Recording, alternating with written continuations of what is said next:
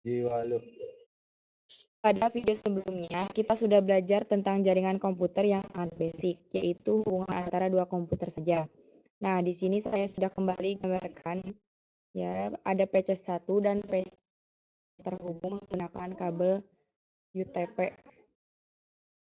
Nah, agar PC1 dan PC2 bisa saling berkomunikasi, PC ini membutuhkan namanya IP address. Oke, jadi kita butuh namanya IP address. Sebenarnya apa itu IP address? IP address itu ibarat nama. Jadi contohnya, ini misalkan kita ingin ngobrol dengan teman kita, anggap saja kita ada 2 orang, kita ingin saling ngobrol, pasti kita membutuhkan nama untuk saling berkomunikasi. Untuk memanggil teman kita pasti menggunakan nama teman kita ya. Jadi misal teman kita namanya Doni, maka untuk berkomunikasi dengan dia, kita pasti memanggil namanya. Hey Doni, makan yuk, misalkan seperti itu. Nah, begitu juga dengan jaringan komputer, ketika komputer ingin komunikasi dengan komputer lain. Nah, IP address ini ibarat nama dari suatu komputer dalam jaringan komputer. Jadi, PC1 pasti punya IP address, contohnya misal IP address-nya adalah 192.168.1.1. Teman-teman, kalau belum mengerti angka-angka ini, abaikan saja ya, jelas ini adalah IP address. Nanti kita akan belajar tentang IP address lebih lanjut di video berikutnya. Untuk saat ini, teman-teman ikutin saja, teman-teman pahami saja bahwa suatu komputer itu butuh IP address untuk komunikasi dengan komputer lain.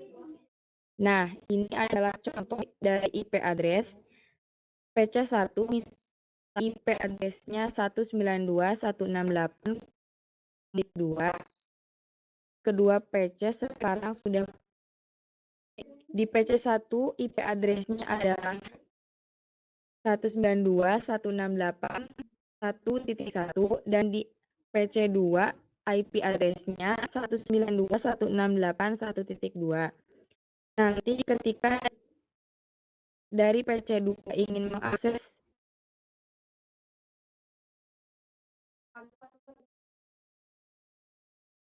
saling filenya PC1 misal, maka PC2 akan memanggil IP address-nya PC1 yaitu 1.2.168.1.1.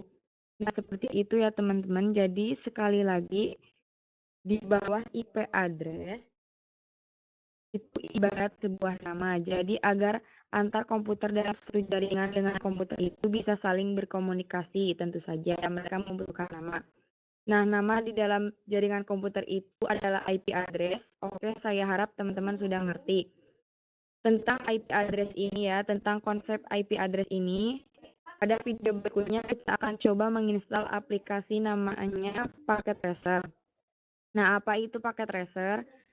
Packet Tracer ini adalah suatu aplikasi simulator untuk jaringan komputer.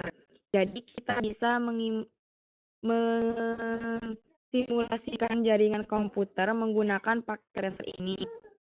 Sebenarnya Packet Tracer ini adalah buatan Indoor ya. Jadi di jaringan komputer itu ada beberapa vendor yang terkenal di Indonesia, misal Cisco, Mikrotik, Juniper, Huawei, lain. Nah, paket tracer itu sebenarnya didesain untuk Cisco, tapi teman-teman bisa memanfaatkannya juga untuk belajar jaringan komputer.